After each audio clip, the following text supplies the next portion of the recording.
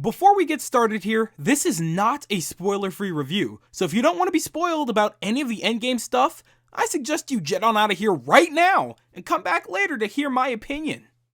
This is the third time this style of game has been attempted now, even when it clearly wasn't asked for. Tanabe is probably the type to take a meaty refuse to wipe his ass and be like, don't worry, the smell will subside eventually. Everybody like, hey, are you ready to go? Ready to go. Everybody like, hey. Welcome to the Soul Story Mode review for Paper Mario The Origami King, and depending on how you feel about Paper Mario as it is, I can give you a preview as to how you're gonna feel by the end of the game.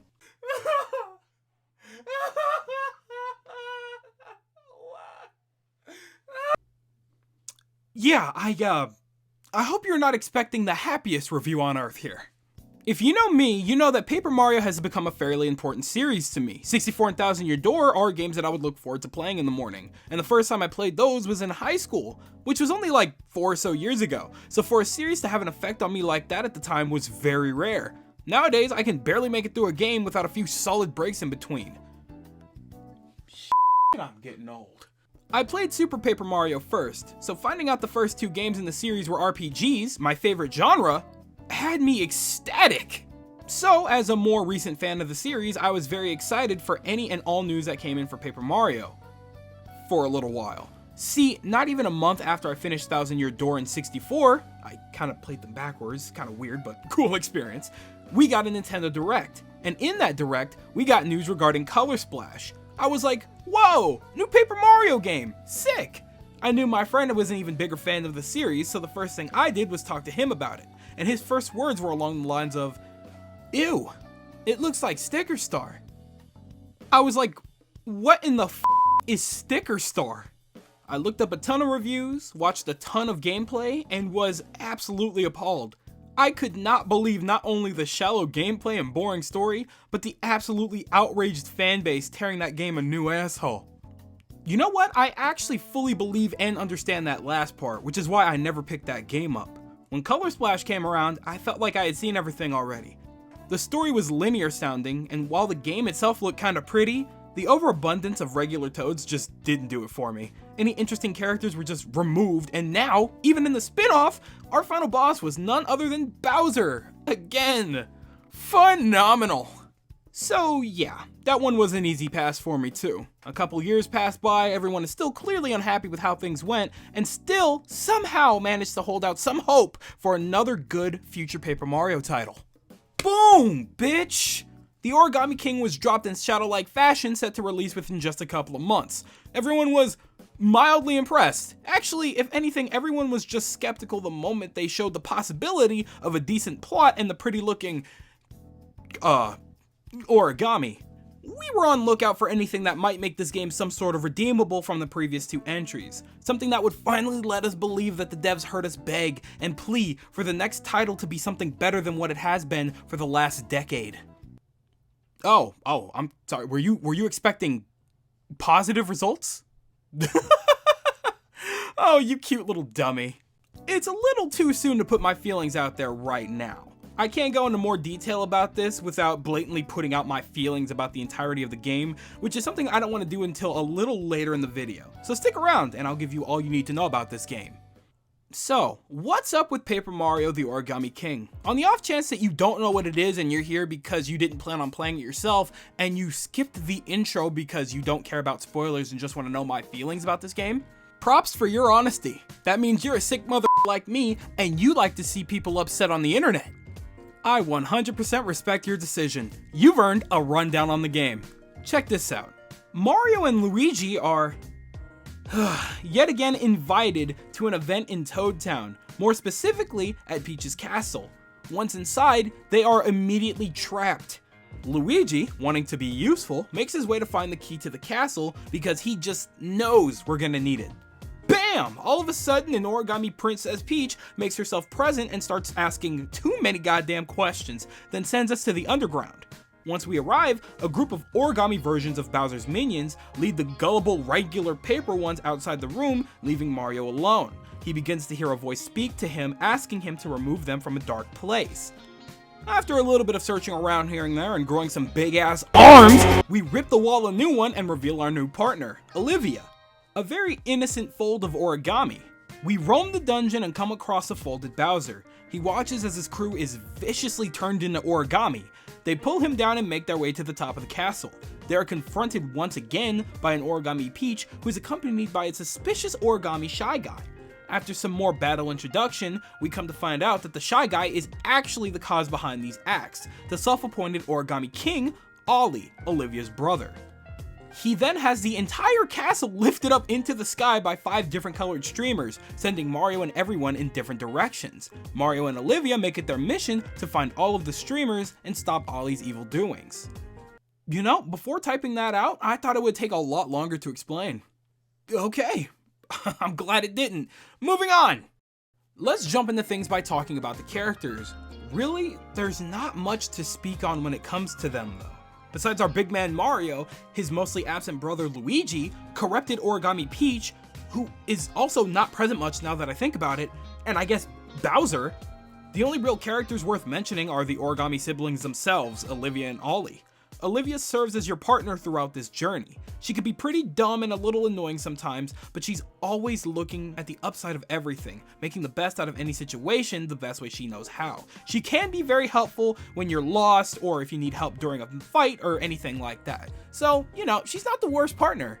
There are a few other minor characters that do play a support role, such as Bobby the Bob-omb and Toad, the researcher Toad, but you know, they don't really add much to the overarching plot, so they're just kind of there. And then we have Ollie, Mr. King Boy Man himself. He has his sights set on turning the entire world into origami. A simple, evil goal, but you know what, to be honest, I'll take what I can get. He's not Bowser. F yeah. Alright, with that out of the way, we can start talking about the gameplay. But we have to keep in mind, this is an adventure game, so some of the gameplay aspects here can be a little confusing, but at its core, it is an adventure game. As per usual, you adventure around the kingdom as Mario in your quest to break off the streamer connections to the castle. So this game has all types of things for you to do. Not too long within the first hour of the game, you'll be thrown into the meat of things. Battle. The system here is turn-based. Kind of friggin' weird for an adventure game, as y'all up there calling it, but go off! The way it works is, you start the battle by solving a ring puzzle. You have to line up the enemies in a line or in a square to either jump on or hit them with your hammer. Completing the ring puzzle within the time limit nets you a power boost of 1.5 times damage, and most likely results in an absolute walloping of anyone in your way. You'll gain access to more items that deal more damage as you go, such as iron boots, shiny hammers, and all sorts of polished items, but I recommend saving those items for the stronger enemies because surprisingly, more difficult enemies do exist. Next, let's talk about the adventure aspect. Throughout, you'll be utilizing a lot of Olivia's magic to make your way around the origami-infested kingdom, a primary of which is the thousand-fold arms, which quite honestly shows up at the most possible convenient times I've ever seen. You gain access to more abilities for Olivia by battling the Vellumentals, guardians of the elements that have been folded into origami. Olivia is granted access to the abilities of these Vellumentals by beating them to a crispy pulp. There are plenty of bosses that require your full attention. Even besides that though, Ollie's army has their own agenda, so you're definitely gonna have a lot of different battles to prepare yourself for. That sounded like an ad. Anyways, now that I've gotten the general explanations out of the way regarding every basic thing you need to know, let's talk about my likes and dislikes regarding the game. Let's start nice and talk about what I was pleased about during my playthrough. The music never disappointed me, and I never expected any less. There weren't many outstanding bangers or anything, and after about, 40 to 50 battles, I didn't have the volume up too often. But when I did have it on, it was never necessarily a bad time. I have to say, if there's anything that this game had going for it, it was its fun graphical style. There was never a moment where I had a hard time looking at. Actually, there were some things that I had a hard time looking at, but I'll save those for the dislikes. There was always this massive appeal to the paper version of the Mushroom Kingdom. It was so vibrant and colorful that I found myself wanting to just look at things when traveling. I mean, look at this goddamn water.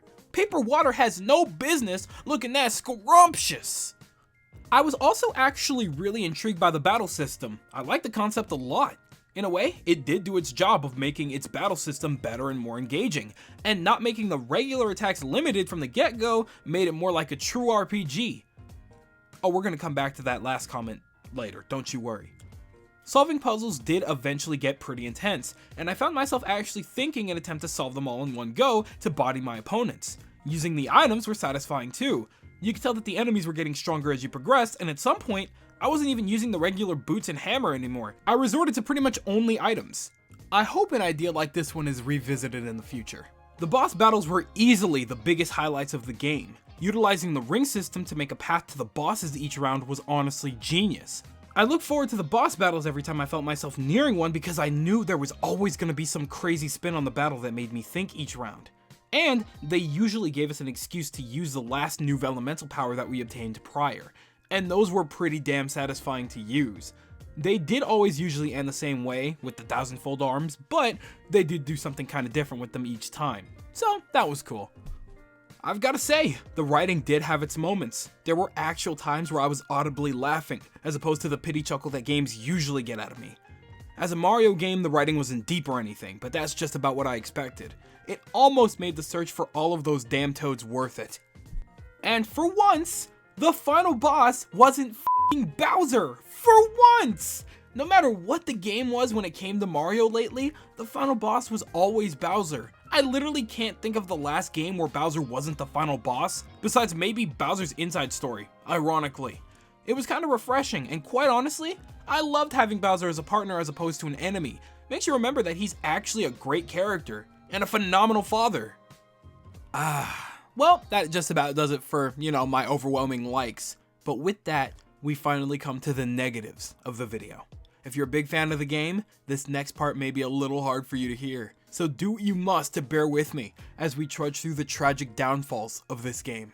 For starters, the blandness of the overall cast really stung. Sure, we'll always have our usuals like Mario, Luigi, Peach, Bowser Jr., and Kamek, but everyone else? We have generic Toads, generic Goombas, generic Koopas, and generic Shy Guys. Sometimes with masks, I guess. I know we should be used to it by now because they absolutely refuse to do anything that makes a character not typical to the Mario universe, but it still hurts. The funny dialogue just does not save me from the pain of looking at Red Toad number 498.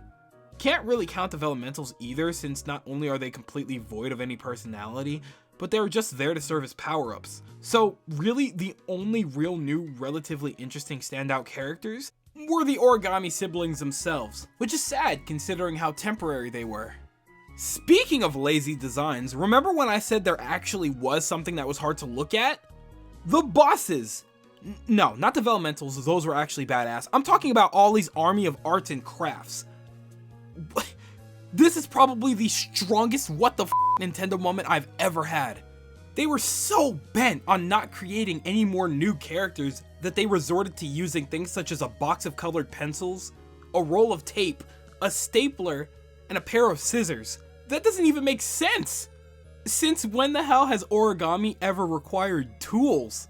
I thought the entire point of origami was folding, so isn't stapling and cutting shit up kind of cheating? Why is it that they couldn't at least stick to the whole origami bit and made up all these army of cleverly folded characters that require the fold of life, bent on protecting the streamers? Where in the hell did he get his hands on shit like a hole puncher in a world where everyone is paper anyways? Why in God's good name would something like that even exist? That doesn't add up to me. There was some potential for some much cooler boss designs, but no, you get hyper-realistic pencils that shoot like missiles. Okay. Besides boss battles, the general battles grew kinda tedious and a little in the way after a while. I reluctantly went back to them at some points when I needed money, but I usually made a lot more than I spent, so that feeling was kinda rare. Plus, the whole mechanic of using toads to solve the puzzles for you for 1,000 coins, which is super cheap by the way, made me consider the idea that spending some to make some is kind of a pointless task when I could just avoid spending and battling altogether.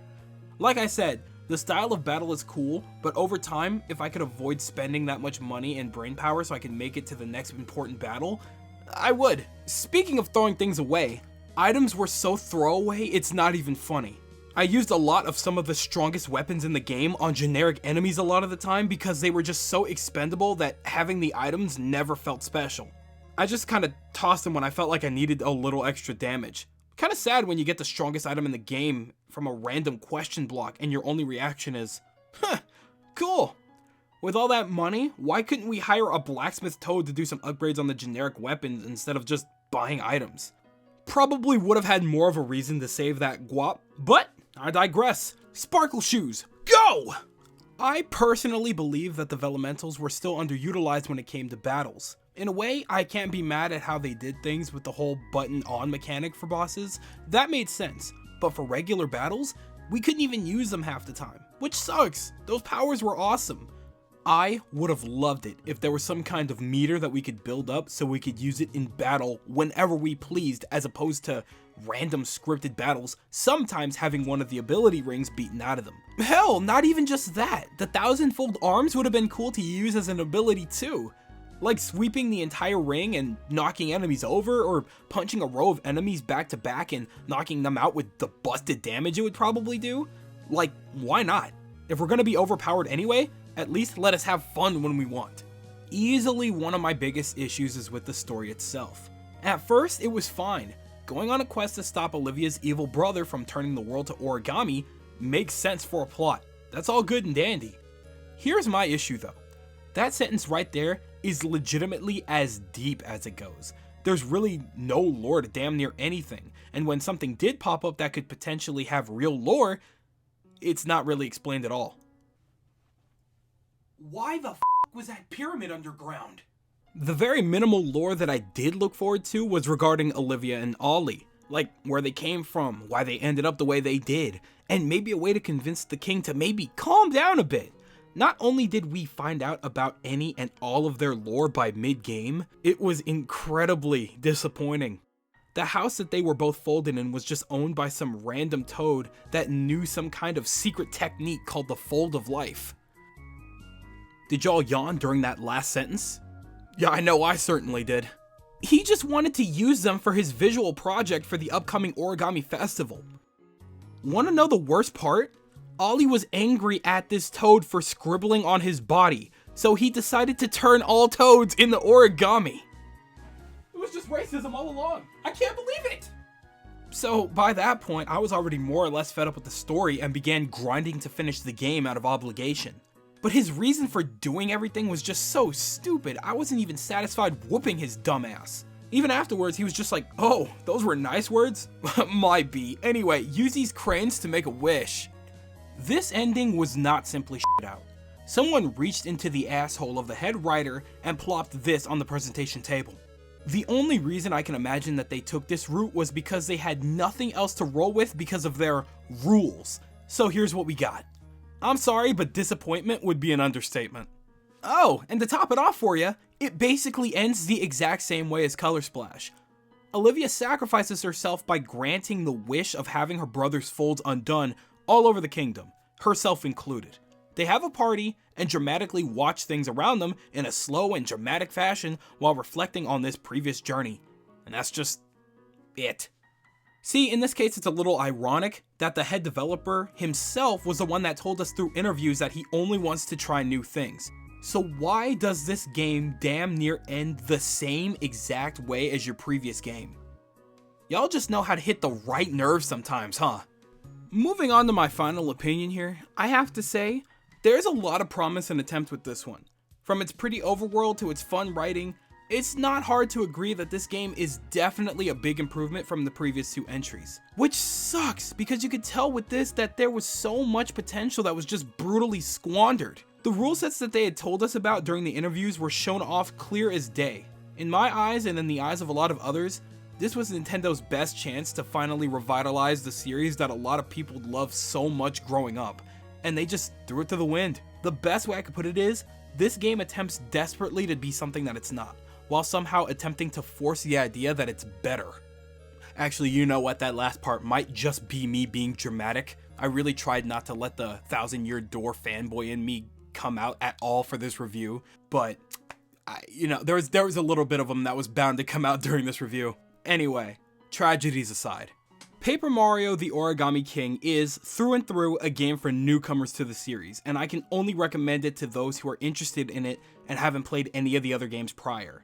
On its own, it's a neat game, and has its own unique fun touch about it to keep players engaged. As a part of the series, and to those expecting a revive of what they loved about the first 2 or even first 3 games, you will be brutally disappointed. I wish I could sugarcoat that for you, but that's the reality of it. I hate to be that guy, but for me, this game was the final nail in the coffin.